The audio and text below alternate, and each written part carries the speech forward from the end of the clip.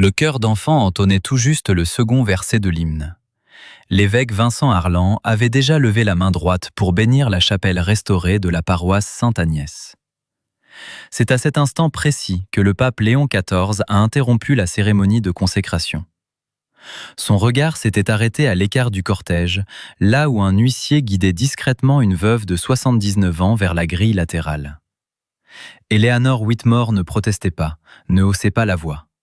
Elle serrait simplement contre sa poitrine une petite clé en fer usée et s'excusait d'avoir fait attendre l'assistance. Il restait moins de 6 heures avant 17 heures, heure fixée pour la signature définitive des actes de vente du terrain à la société privée Northbridge Development. Pendant 42 ans, Eleanor et son époux Samuel avaient entretenu bénévolement ces 12 hectares situés derrière la paroisse Sainte-Agnès. Ils entretenaient le jardin du souvenir, réparaient la toiture de la chapelle et livraient des repas aux personnes âgées qui ne pouvaient plus conduire. Samuel était mort l'hiver précédent.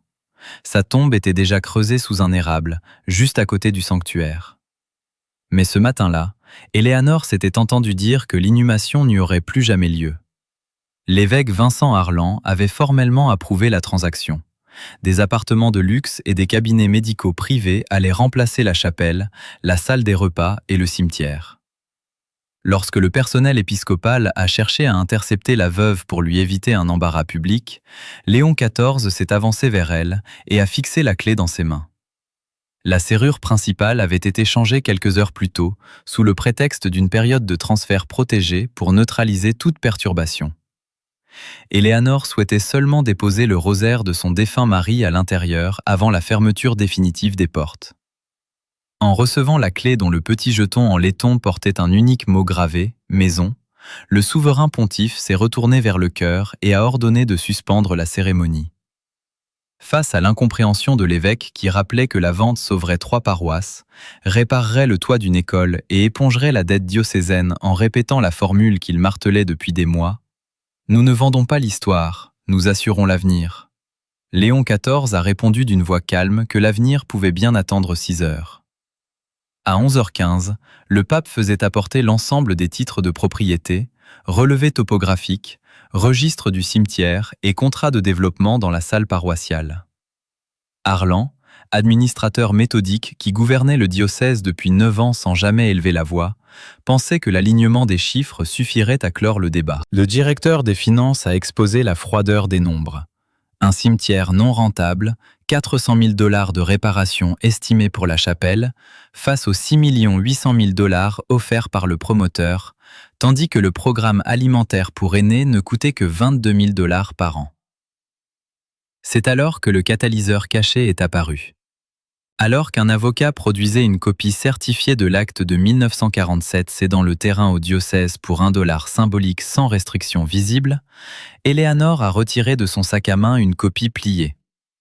Son document contenait une page supplémentaire, absente des dossiers officiels, qui réservait perpétuellement la propriété à l'inhumation, à la prière et à l'aide aux personnes âgées, stipulant qu'en cas d'arrêt de ces activités, la terre reviendrait à un fonds de bienfaisance plutôt qu'à des promoteurs privés. L'évêque a balayé la pièce en déclarant qu'elle n'avait jamais été authentifiée, insinuant avec une douceur cassante que la douleur du deuil altérait les souvenirs. Mais la fissure s'est définitivement ouverte lorsque le pape a parcouru l'accord de développement de Northbridge. Une parcelle y était soigneusement identifiée sous le nom de résidence de l'évêque, sur la colline surplombant le jardin du souvenir, prévoyant la construction d'une demeure privée avec droit d'occupation à vie pour un haut responsable ecclésiastique non nommé. Le choc des réalités était désormais frontal. Sous le discours officiel de la sauvegarde du diocèse se dissimulait la création d'un privilège institutionnel bâti sur l'effacement de la tombe de Samuel. Léon XIV a ramassé la clé, le rosaire et le document froissé, puis s'est levé. La tension était à son comble lorsque le pape a ordonné d'être conduit immédiatement à la chapelle scellée, posant la question qui allait faire vaciller tout le système. Cette clé usée ouvrait-elle encore quelque chose ? Ou l'institution avait-elle déjà verrouillé sa propre conscience ? Le ruban adhésif rouge qui scellait l'entrée principale de la chapelle s'est détaché dans un déchirement sec et cassant. Comme l'évêque Harland le prévoyait avec un soulagement à peine dissimulé, la nouvelle serrure posée le matin même a refusé la clé en fer d'Eleanor Whitmore. Mais la vérité ne cherchait pas à passer par la porte officielle. Guidant le souverain pontife à l'arrière du bâtiment, à travers un passage étroit étouffé par le lierre sauvage, la veuve a présenté la clé à la porte d'une petite cave voûtée. La pièce de métal usée s'est tournée sans résistance. À l'intérieur, l'air était lourd d'humidité et de pierres froides. La poussière tapissait les bancs de bois, mais le sol révélait des traces de bottes récentes, preuve irréfutable que quelqu'un s'était introduit dans ces lieux peu de temps auparavant. Eleanor s'est dirigée sans hésiter vers le 3e panneau mural, dissimulé derrière l'ancien meuble de la sacristie, un aménagement conçu par Samuel 30 ans plus tôt, après la rupture d'une canalisation. Sous la pression de ses doigts, le panneau a glissé pour révéler une niche peu profonde. Le coffre-fort avait disparu. Seuls subsistaient 4 trous d'ancrage béants dans la maçonnerie. Alors que l'évêque se retranchait derrière la nécessité de vérifier les registres de maintenance, le témoignage de Joseph Bell, ancien gardien retraité appuyé sur sa canne, est venu briser la façade institutionnelle. Le coffre avait été enlevé 3 semaines plus tôt par un prestataire diocésain pour être transporté dans la salle des archives privées de l'évêché. Le vieil homme a tiré de sa veste un bon de travail jaune trouvé sous le camion des ouvriers, expliquant au pape qu'il l'avait conservé parce que Samuel lui avait enseigné de ne jamais jeter ce que les gens puissants oublient de ramasser. Le sanctuaire abritait une contradiction plus intime encore. Dans le registre des sépultures comptabilisant 118 noms, 37 tombes étaient qualifiées de restes non réclamés dans le plan de relocalisation du promoteur. En parcourant ces pages, Eleanor s'est arrêtée sur une inscription à l'encre noire. Marie Harland. La propre mère de l'évêque. Élevé dans ces quartiers après la disparition de son père, le jeune Harland avait été nourri avec sa mère par la salle des repas de la paroisse durant 2 hivers rigoureux, et la famille Whitmore avait offert gratuitement l'emplacement dans le jardin du souvenir au décès de la vieille femme. L'évêque a fini par avouer dans le silence de la chapelle qu'il avait discrètement fait déplacer la dépouille de sa mère le mois précédent. Il avait mis à l'abri la seule personne qu'il aimait avant de vendre le repos de tous les autres à des inconnus. La démonstration de cette double réalité s'est poursuivie dans la salle des repas, où s'alignaient encore des boîtes de conserve. Sur le calendrier des bénévoles, le nom d'Eleanor figurait à chaque jeudi, continuant ses livraisons personnelles, même après la fermeture officielle du service. Sur la toute dernière page, une note manuscrite accompagnait chaque semaine. Mère de l'évêque Harland, sans sel. Eleanor avait pris soin de Marie Harland jusqu'à son entrée en maison de soins.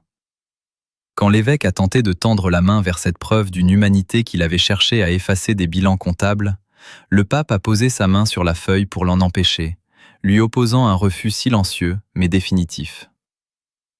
À 15h10, le récépissé de livraison du dossier Whitmore était retrouvé dans les journaux de numérisation des archives. À 15h40, le conseiller juridique de l'évêché avouait avoir reçu une instruction de reclasser la page restrictive de l'acte initial comme une simple déclaration d'intention sans valeur légale.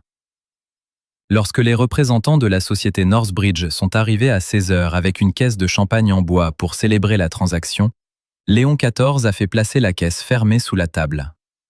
Il a alors pris une décision sans précédent. La signature n'aurait pas lieu dans le bureau épiscopal, mais à 17h précises, au centre de la vieille chapelle, devant les familles des défunts considérés comme oubliés, face à la structure même qui avait tenté de les effacer.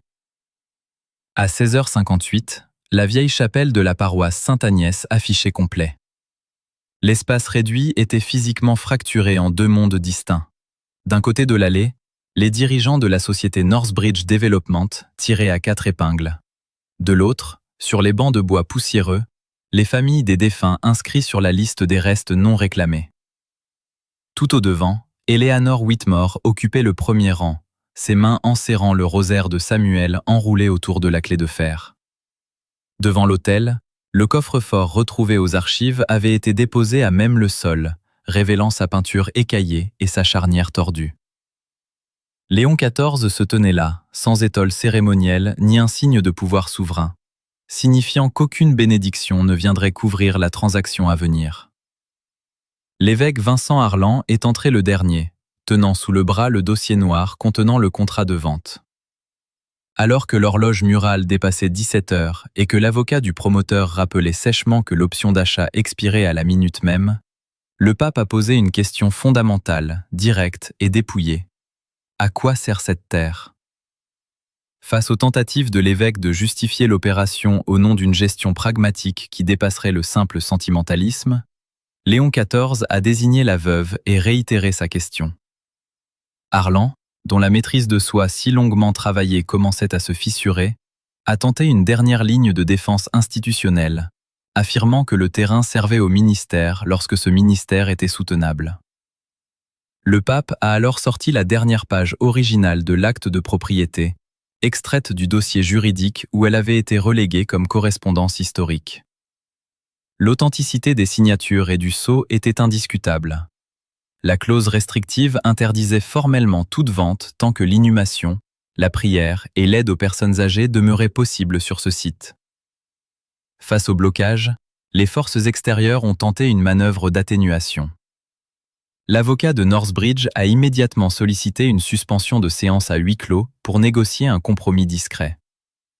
Le souverain pontife a refusé catégoriquement toute porte de sortie à l'abri des regards. Pris au piège de l'évidence, le président de la firme privée a fini par admettre devant l'Assemblée que l'évêque lui avait garanti que la restriction ne poserait pas d'obstacle juridique et que la résidence réservée lui était bel et bien destinée pour ses jours futurs.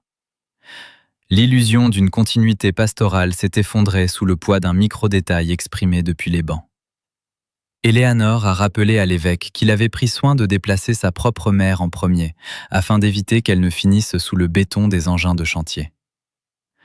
Aucune terminologie juridique ni aucun argument financier ne pouvait survivre à la brutalité de cette vérité.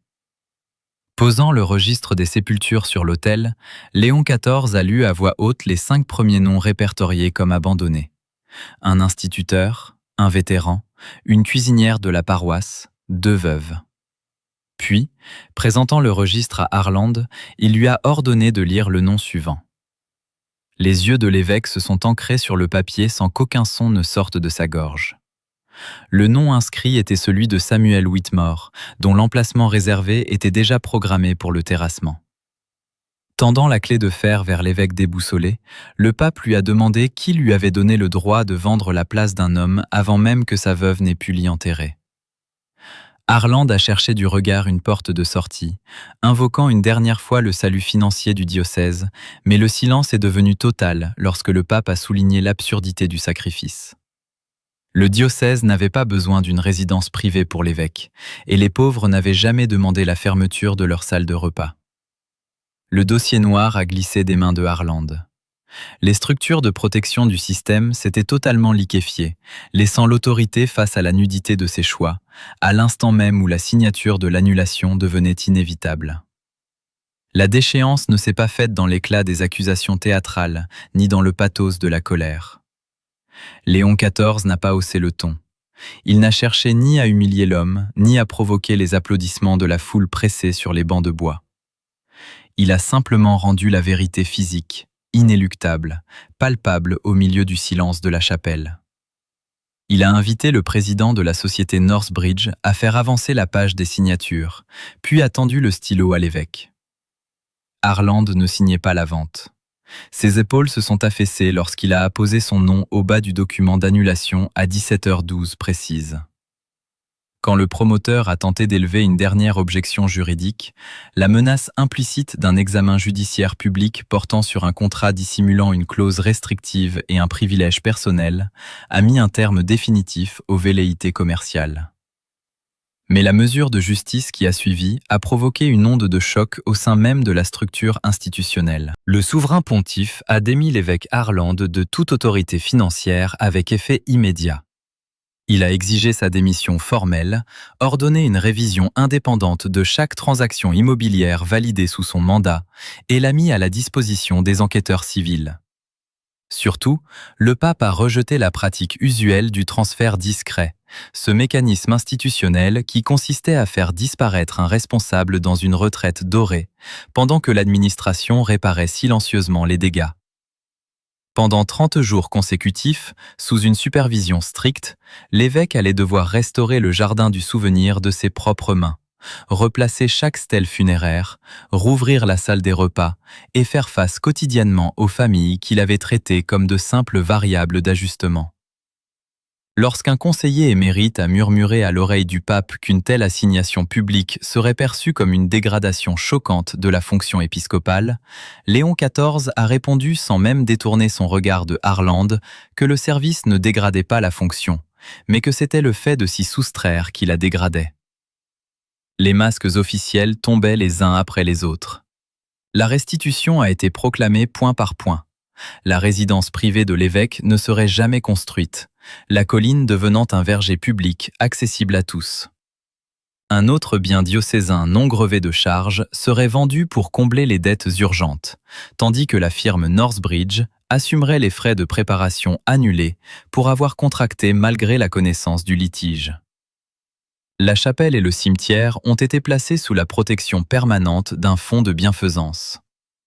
La salle des repas devait rouvrir dans les 10 jours. Et Samuel Whitmore allait enfin trouver le repos dans la terre qui lui avait été promise, sans aucun frais, avant la fin du mois.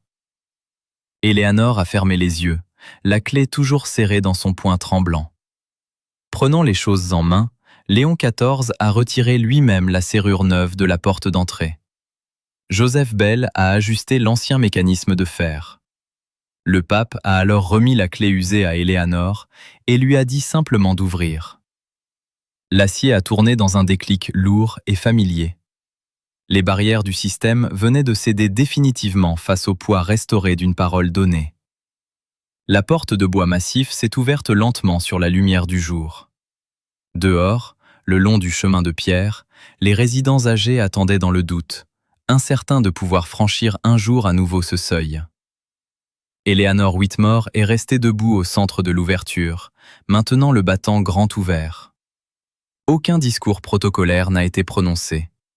L'invitation résidait dans le geste lui-même. Un par un, les anciens ont réintégré leur sanctuaire. Une femme appuyée sur son déambulateur a touché le dossier du premier banc comme pour s'assurer de sa réalité. Un vétéran a retiré son calot avec précaution et un vieil homme s'est avancé en portant 2 boîtes de conserve pour le réapprovisionnement.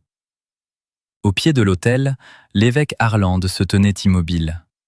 Léon XIV s'est approché et lui a remis le registre des sépultures, lui donnant un ordre simple, lire leurs noms à haute voix. La voix de l'évêque, tremblante et presque inaudible au départ, a fini par s'affermir au fil des pages. Il a égrené un à un les 118 noms inscrits dans le registre, restituant leur identité à ceux que l'administration avait relégués au rang de restes non réclamés. Une fois la lecture achevée, le pape a pris la caisse de champagne laissée intacte et l'a déposée au sol, près de la porte de la cuisine, demandant aux représentants du promoteur de la reprendre. Se tournant vers Éléanore, il lui a demandé quel était le plat que Samuel préférait. Elle a répondu qu'il aimait le ragoût de bœuf, avec beaucoup de poivre. Le souverain pontife a alors fixé Harland pour lui signifier qu'il le servirait lui-même le jour de la réouverture. L'évêque a incliné la tête sans chercher à s'expliquer. 10 jours plus tard, la salle des repas White ouvrait ses portes avant midi. Le premier marmiton de ragoût avait été préparé selon la vieille recette d'Éléanore. Derrière le comptoir de service, vêtu d'un simple tablier de toile, l'évêque Harland remplissait les bols des usagers dont il avait autrefois réduit l'existence à une simple ligne budgétaire. Aucune caméra n'avait été autorisée à pénétrer dans la pièce pour immortaliser la scène. Aux abords du bâtiment, la transformation était tout aussi concrète. Le jardin du souvenir retrouvait son état d'origine, tandis que la colline destinée à la résidence privée devenait un verger public aménagé de bancs accessibles. Avant la fin du mois, Samuel Whitmore a été inhumé sous l'érable, à l'endroit exact qui lui avait été promis. Après la cérémonie d'adieu, Éléanore s'est avancée seule vers l'entrée de la chapelle. La clé de fer pendait à son poignet, accrochée à côté du rosaire de son époux. Le petit jeton de laiton avait été remplacé.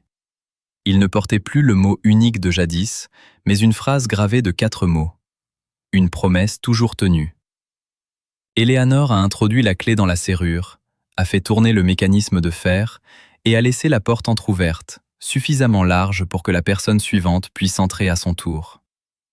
Ce terrain avait failli disparaître parce que des hommes d'appareil n'y voyaient qu'un actif financier. Il a été sauvé au moment précis où une personne s'est souvenue qu'il s'agissait d'une promesse.